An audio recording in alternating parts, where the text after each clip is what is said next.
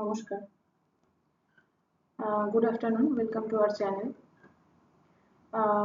এর আগের ভিডিওতে আমরা ভার্বের যে ক্লাসিফিকেশন গুলো ছিল সেগুলো সম্পর্কে আমরা জেনেছিলাম।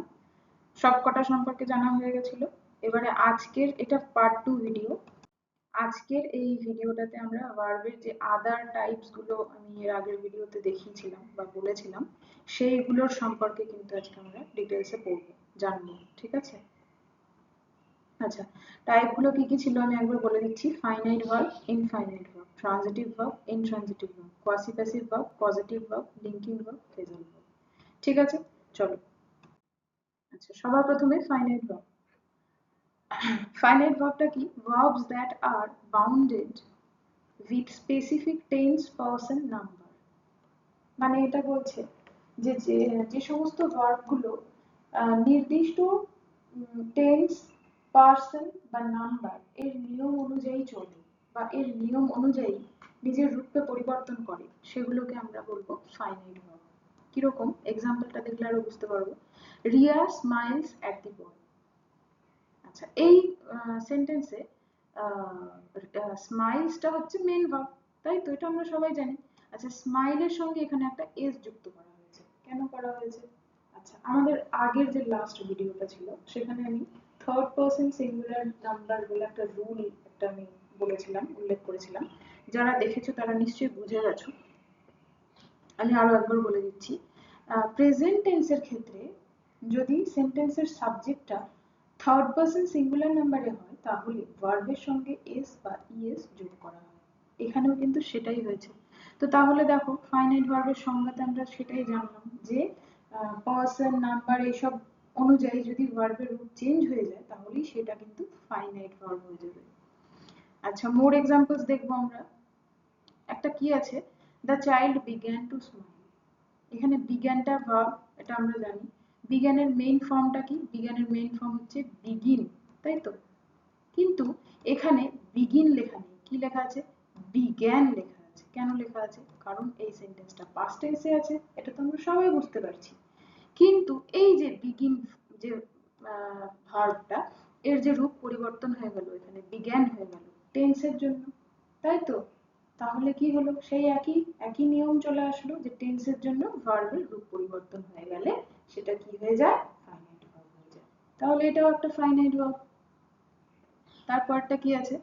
ইন্দু works hard that he may earn his livelihood. এটাও সেম, ওই third person singular number, same rule. চলো, এবারে হচ্ছে infinite verb. Verbs that are not bounded with tense, person and number. Just opposite, একদম ফাইনাইট ভার্বের যেটা ছিল তারই উল্টোটা। ফাইনাইট ভার্ব সব নিয়ম মেনে চলবে, ইনফাইনাইট ভার্ব কোনো নিয়ম মানবে না। ইনফাইনাইট ভার্বকে আবার নন ফাইনাইট ভার্বও বলে, কনফিউজড হবে না তোমরা। ঠিক আছে, চলো একটা এক্সাম্পল দেখে নি। I like to it mangoes. এখানে টু ইটটা হচ্ছে ইনফাইনাইট ভার্ব। এবারে আমরা যে সংজ্ঞায় পড়লাম যে সেন্টেন্সে ভার্বের রূপের কোনো পরিবর্তন হয় না, এই ভার্ব কোনো কারণ নিয়ম টিয়ম কিছু দেখে না। কে পার্সন আছে, কোন টেন্সে আছে, কোনো যায় আসে না, ও যেরকম থাকার সেরকমই থাকবে। তাহলে সেটা আমরা একবার যাচাই করে নিই। দেখো এখানে কি আছে? I like to it mangoes. এই সেন্টেন্সের মেন ভার্ব কিন্তু লাইক। মেন ভার্বটা কি? লাইক। এই সেন্টেন্সে যাই পারসন চেঞ্জ হবে, যাই টেন্স চেঞ্জ হবে, যাই কিছু চেঞ্জ হবে, তার পুরো এফেক্ট পড়বে লাইকের উপর। আর এই যে টু ইট আছে, এটা তো ইনফাইনাইট ভার্ব, এটা এরকমই বসবে যাই কিছু হয়ে যাবে। ঠিক আছে, বুঝতে পেরে গেছো আশা করি সবাই। আচ্ছা, আমরা ইনফাইনাইট ভার্বের আরো কিছু এক্সাম্পলস দেখে নেব। The hunting of Tigers is dangerous. এটা এখানে হান্টিং অফ টাইগার্স, হান্টিং অফ শিকার করা, শিকার করাটা তো একটা তো ইনফাইনাইট ভার্ব, এটা তো চেঞ্জ হবে না। তারপরটা কি আছে? টু এর ইজ হিউম্যান। ভুল করা মানুষের বৈশিষ্ট্য, এটা তো চিরসত্য ঘটনা, তাই না? এটা তো চেঞ্জ হবে না। তারপরটা কি? To tell you the truth I am tired. তোমাকে সত্যি বলতে বলতে আমি ক্লান্ত হয়ে পড়েছি। এখানেও টু টেল, এটা হচ্ছে একটা infinite verb. Water to drink, এটাও তাই, তাই তো? আচ্ছা, একটা এই ক্ষেত্রে আমি একটা কথা বলতে চাই, সেটা হচ্ছে আজকের এই ভিডিওটাতে যেগুলো ভার্ব সম্পর্কে আমরা ডিটেলসে আলোচনা করছি, এই ভার্বগুলোকে আমি আবার আলাদা আলাদা করে তোমাদেরকে পড়াবো। আলাদা আলাদা এর ভিডিওস আসবে, কারণ এই ভার্বগুলো এক একটা নিজেরা নিজেরা এতটাই ভাস্ট, এতটাই বড় ডিটেইলড, যে এত কিছুকে একটা ভিডিওতে আনা পসিবল না। ঠিক আছে? তো আজকের ভিডিওটাতে তোমাদেরকে কি করব, আমি প্রত্যেকটা ভার্বকে চেনাতে শিখিয়ে দেবো, যে কোনটা ইনফাইনাইট ভার্ব তোমরা সেন্টেন্সের মধ্যে দেখতে পেয়ে গেলে বুঝতে পেরে যাবে যে হ্যাঁ এটা ইনফাইনাইট। কিন্তু ইনফাইনাইটের মধ্যে আবার কোন ভাগটা পড়ছে সেটা আমি আলাদা ভিডিও বানাবো, প্রত্যেকটা ভিডিও, সরি প্রত্যেকটা ভার্বে।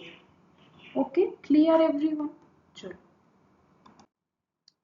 এবারে নেক্সট কি আছে? Transitive verb. What does transitive verb মিন?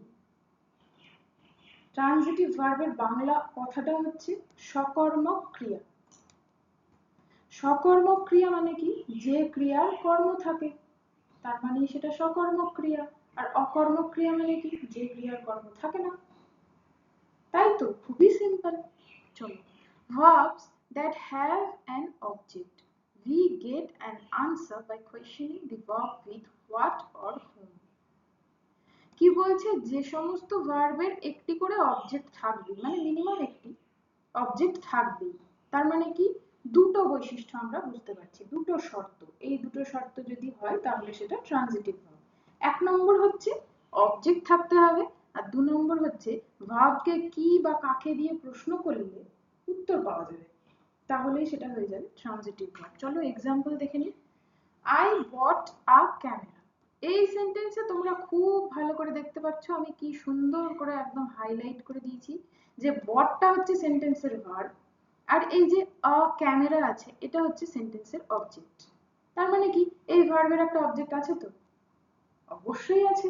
এই ভার্বকে যদি আমরা জিজ্ঞাসা করি আমি কি কিনেছি, কি দিয়ে যদি প্রশ্ন করি, আনসার পাবো?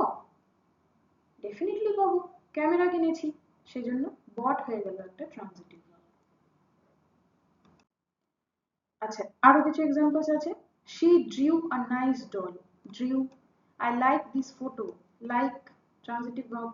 আচ্ছা, বিমল threw the ball, এই দেখো এই ভার্ব গুলো যেগুলো আছে, he played harmonium, they brought him to hospital, প্রত্যেকটা ভার্বকে তোমরা প্রশ্ন করো কি দিয়ে, কাকে দিয়ে, কোথায় দিয়ে, যদি প্রশ্ন করো প্রত্যেকটার তোমরা আনসার পাবে। she drew a nice doll, সে কি এঁকেছিল? একটা পুতুল, আনসার পেয়ে গেলাম। হি প্লেড হারমোনিয়াম, সে কি বাজালো? হারমোনিয়াম বাজালো, উত্তর পেয়ে গেলাম। তার মানে এটা কিন্তু ট্রানজিটিভ ভার্ব। আচ্ছা, ইনট্রানজিটিভ ভার্ব, এটা জাস্ট অপোজিট, আবার ট্রানজিটিভ ভার্বের অপোজিট। আচ্ছা, এটার কি বলছে? এটার আবার উল্টো, verbs that don't have an object, কোনো অবজেক্ট থাকবে না, অকর্মক ক্রিয়া, প্রথমেই বলে দিয়েছি। no answer by questioning the verb, ভার্বকে যদি কোনো প্রশ্ন করা হয়, কি বা কাকে দিয়ে যদি কোনো প্রশ্ন করা হয় ক্রিয়াকে, তাহলে আমরা কোনো উত্তর পাবো না। ওকে, তাহলেই এটা হয়ে যাচ্ছে একটা ট্রানজিটিভ ভার্ব। এক্সাম্পলস দেখে নেব। এক্সাম্পলটা দেখলে পরে কি বলতো আরো একদম ক্লিয়ার হয়ে যায় যে ও আচ্ছা এরকম। ঠিক আছে, চলো নাম্বার ওয়ানে কি আছে? The baby is sleeping. দেখো এখানে স্লিপিং কথাটা লেখা আছে, একে যদি আমি প্রশ্ন করি বাচ্চাটি ঘুমাচ্ছে, কোথায় ঘুমাচ্ছে, কাকে ঘুমাচ্ছে, কার সাথে ঘুমাচ্ছে, কোনো প্রশ্ন নেই, ঘুমোচ্ছে তো ব্যাস ঘুমোচ্ছে। তারপরটা কি আছে? আই অ্যাম রাইডিং, আমি চড়ছি, কি চড়ছি, কি চড়ছি আমি, কোনো আনসার নেই, ট্রানজিটিভ ইনট্রানজিটিভ ভার্ব হয়ে গেল। শিশু ওয়াজ মুভিং কন্টিনিউয়াসলি, শিশু অনবরত নড়াচড়া করছে, কেন নড়াচড়া করছে, কোথায় নড়াচড়া করছে, কাকে নাড়াচ্ছে, কোনো প্রশ্ন করলে কিন্তু কোনো আনসার পাচ্ছি না আমরা। বিকাশ ড্রাইভস, বিকাশ চালায়, গাড়ি চালায়, কি গাড়ি চালায়, কার গাড়ি চালায়, কোনো কোয়েশ্চেনের আনসার নেই। এই প্রত্যেকটা ভার্বই কিন্তু হয়ে গেল ইনট্রানজিটিভ ভার্ব, এর আগেরটা ছিল ট্রানজিটিভ আর এইগুলো হয়ে গেল ইনট্রানজিটিভ ভার্ব। ঠিক আছে, ক্লিয়ার এভরিওয়ান? ওকে, এবারে নেক্সট হচ্ছে কজেটিভ ভার্ব। কজেটিভ ভার্বটা কি? when the object is being done a work by the subject। কি বলছে? যখন কর্তা কর্মকে দিয়ে কোনো কাজ করিয়ে নিচ্ছে, কর্তা নিজে করছে না কিন্তু সে করিয়ে নিচ্ছে কাউকে দিয়ে, তখনই সেটা হয়ে যায় কিন্তু positive verb. Subject doesn't work directly. Subject এই সেন্টেন্সে কিন্তু ডিরেক্টলি কোনো কাজ করে না। এক্সাম্পল দেখে নেব। The boy made his friend draw a picture of Sachin Tendulkar. ছেলেটি তার বন্ধুকে সচিন তেন্ডুলকারের একটি ছবি আঁকতে মানে আঁকা করালো, তাই তো? তাহলে দেখো এই সেন্টেন্সের সাবজেক্ট কে? বয়। বয় কি আঁকলো ছবিটা? না, সে কাকে দিয়ে করালো? হিজ ফ্রেন্ড, তার বন্ধুকে দিয়ে আঁকা করালো। সে নিজে কিন্তু কাজটা করলো না, কাউকে দিয়ে কাজটা করালো। এইটা কিন্তু আমরা এক্ষেত্রে এটাকে বলবো, এই যে মেড ভার্বটা আছে এটা একটা পজিটিভ ভার্ব। চলো, বুঝতে পেরে গেছো নিশ্চয়ই প্রত্যেকে? আচ্ছা, এখানে একটা কথা বলে দিচ্ছি, সেটা হচ্ছে তোমাদের ভিডিও দেখাকালীন যদি মনে কোনো কোয়েশ্চেন জাগে, কোনো সন্দেহ ডাউট জাগে যে এটা এইভাবে কি করে হলো বা এটার সাথে এটা কি হয় বা কি হলো, কোনো কোয়েশ্চেনই যদি মনে হয় তাহলে প্লিজ সেটা কমেন্টে লেখো এবং সেটার আমি 100% চেষ্টা করব সেটার রিপ্লাই দেব এবং হতে পারে আমি নেক্সট ভিডিওতে সেটা ক্লিয়ার করে দিচ্ছি সেই ডাউটটাকে। ঠিক আছে? ওকে, চলো এবারে আমরা একটু এক্সাম্পলস দেখে নেব পজিটিভ ভার্বের। দেখো প্রথমে কি আছে? I will make my father buy a camera. আমি আমার বাবাকে একটা ক্যামেরা কেনা করাবো। আমি নিজে কিনবো না কিন্তু। কে কিনবে? ক্যামেরাটা কিনবে কিন্তু বাবা। কিন্তু সেন্টেন্সের সাবজেক্ট কে? আই। সাবজেক্ট কিছু করছে? করছে না। ও কি করছে? কাউকে দিয়ে করাচ্ছে কাজটা। তাহলে এখানে মেক যে ভার্বটা আছে এটা একটা পজিটিভ ভার্ব। চল নেক্সট কি আছে? Ramesh will get his cycle repaired. Ramesh তার সাইকেলটিকে সারানো করাবে। কাউকে দিয়ে সে সারানো করাবে, সে নিজে করবে না কিন্তু। তাহলে এখানে গেটটাও একটা positive verb. Sunita keeps Ramu going to school. Sunita রামুকে স্কুলে যাওয়া করায়, তাই তো? তাহলে এখানে সুনিতা কিন্তু নিজে যাচ্ছে না স্কুলে। কাকে পাঠাচ্ছে? সে পাঠাচ্ছে কিন্তু রামুকে। তাহলে এখানে কি সাবজেক্ট নিজে কাজ করছে কি? না। তাহলে এখানে কিপসটা কি হয়ে গেল? পজিটিভ ভার্ব হয়ে গেল। ক্লিয়ার? আচ্ছা, he lets his children play video games. সে তার বাচ্চাদেরকে ভিডিও গেম খেলতে দেয়। সে কি? সাবজেক্ট কে? সে। কাজটা কে করছে? বাচ্চারা। সে নিজে তো কোনো কাজ করছে না, সে কাকে দিয়ে করাচ্ছে? বাচ্চাদেরকে দিয়ে ভিডিও গেম খেলা করাচ্ছে। এখানেও সেই একই অর্থ, সাবজেক্ট নিজে কোনো কাজ করছে না। তাহলে এখানে লেটসটাও কিন্তু একটা পজিটিভ ভার্ব। আচ্ছা, এবার তোমরা প্রশ্ন করবে এই যে এখানে কিপস আছে এস যোগ করা, আবার এখানে লেটসেও এস যোগ করা, এটা কি জন্য? তোমরা নিশ্চয়ই জানতে পেরেছো, বুঝতে পেরে গেছো কি জন্য। এটার কারণটা প্লিজ কমেন্টে লিখবে তোমরা। I can't make the machine run smoothly. আমি মেশিনটিকে ভালো করে চালাতে পারছি না, স্মুথলি চালাতে পারছি না। তাহলে চলছেটা কে? চলছে তো মেশিন, আমি চলছি না তো। সেজন্য এখানে মেকটাও কিন্তু একটা পজিটিভ।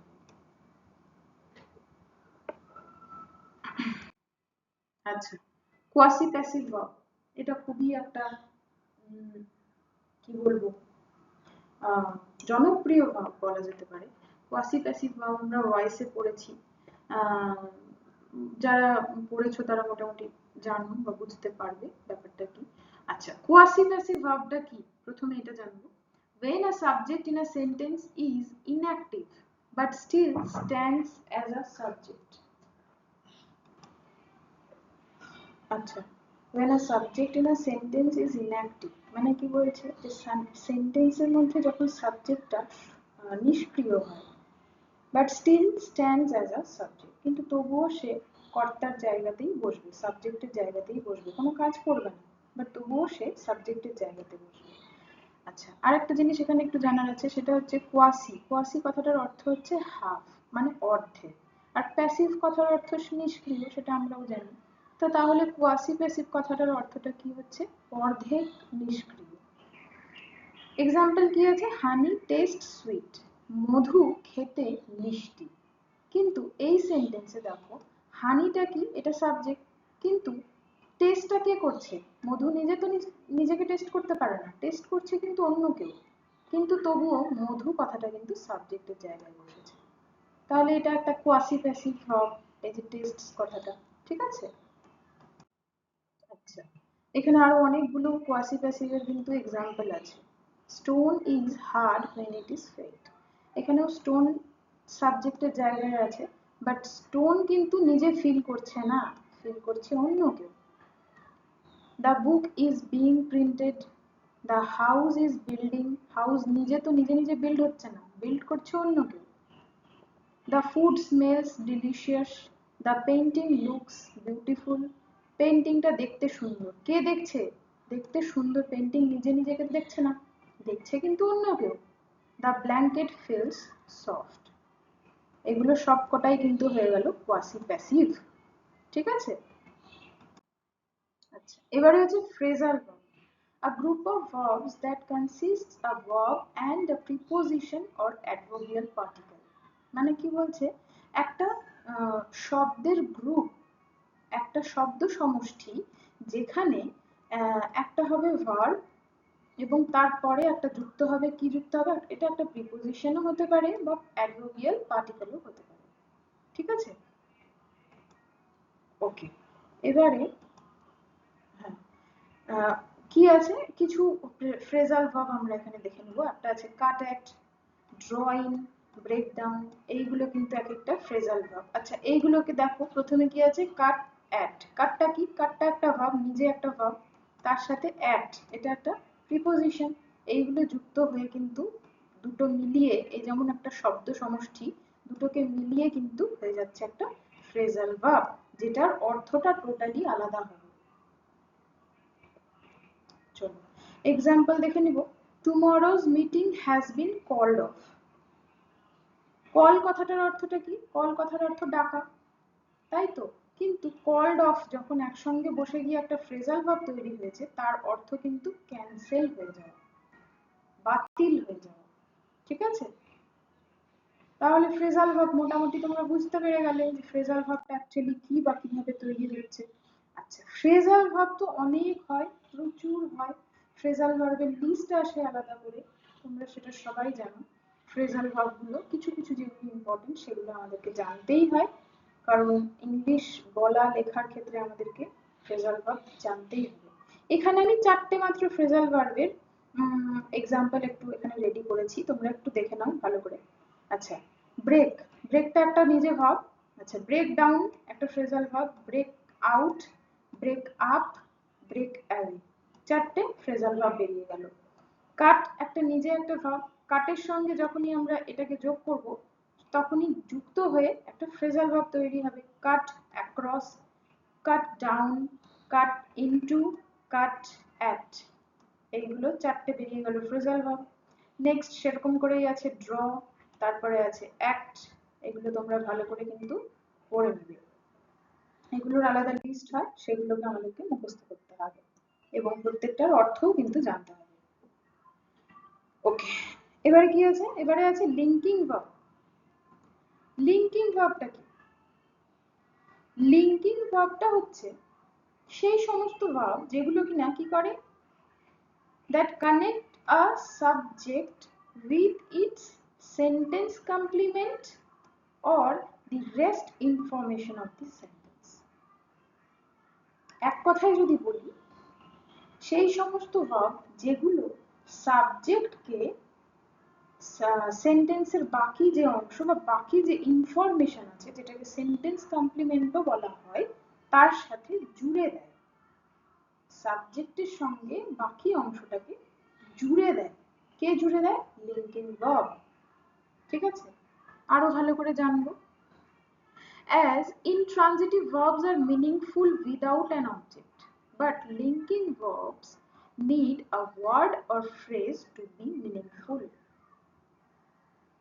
ইনট্রানজিটিভ ভার্বের ক্ষেত্রে আমরা কি দেখেছি যে কর্ম ছাড়াও কিন্তু ইনট্রানজিটিভ ভার্বগুলো এক একটা সম্পূর্ণ অর্থপূর্ণ, কিন্তু লিঙ্কিং ভার্বের ক্ষেত্রে আমরা শুধুমাত্র সাবজেক্ট ভার্বকে লিখলেই অর্থপূর্ণ হবে না, লিঙ্কিং ভার্বের ক্ষেত্রে আরো একটা ওয়ার্ড বা একটু একটা কি দুটো ফ্রেজ নিয়ে সেটাকে কিন্তু অর্থপূর্ণ বানাতে হয়।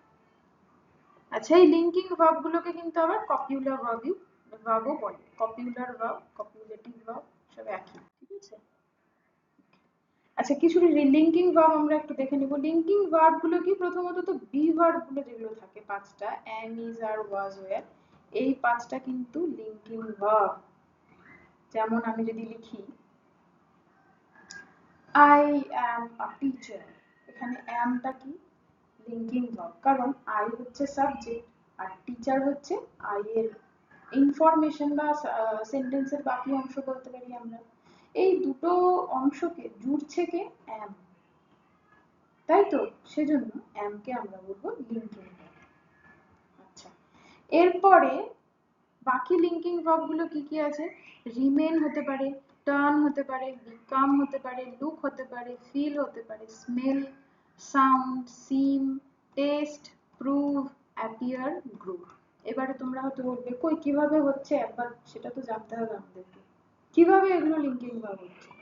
চলো এটার জন্য আমাদের এক্সাম্পল দেখতে হবে। দেখো, you look so tired today, তোমাকে আজকে ভীষণ ক্লান্ত দেখাচ্ছে। এই সেন্টেন্সের লুক কথাটা কি? কি করছে? কি করছে এটা? সাবজেক্ট, তারপরে কি আছে? It seems that he will not come today, এখানেও কিন্তু সেম, সিমস কথাটা কি বলছে? এই ইট এবং that he will not come today, এই যে বাকি সেন্টেন্স কমপ্লিমেন্ট এই দুটোকে জুড়ে দিচ্ছে, সেজন্য সিমস হয়ে গেল একটা লিঙ্কিং ভার্ব। সেরকমই বাকিগুলোও দেখো, the leaves turned yellow, it smells so good, she is my best friend, এই প্রত্যেক কটাই কিন্তু হয়ে গেল লিঙ্কিং ভার্ব। প্রত্যেকটাই যদি তোমরা দেখো সাবজেক্টের সঙ্গে বাকি অংশ বা সেন্টেন্স কমপ্লিমেন্ট যেটাকে বলে তার সাথে এই ভার্বগুলো কিন্তু জুড়ে দিচ্ছে, আর সেজন্যই এই ভার্বের নাম রাখা হয়েছিল কিন্তু লিঙ্কিং ভার্ব। চলো আজকের মতো ভিডিওটা এই পর্যন্তই করছি। খুব তাড়াতাড়ি দেখা হবে তোমাদের সাথে। আর আজকে তোমাদের এই ভিডিওটা যদি ভালো লেগে থাকে তাহলে প্লিজ ডু লাইক, আর বন্ধুদের সাথে প্রত্যেকেই শেয়ার করো, আর কোনো কোয়ারি থাকলে প্লিজ ডু কমেন্ট, এবং চ্যানেলটিকে সাবস্ক্রাইব করতে কিন্তু ভুলে যেও না। Thank you very much.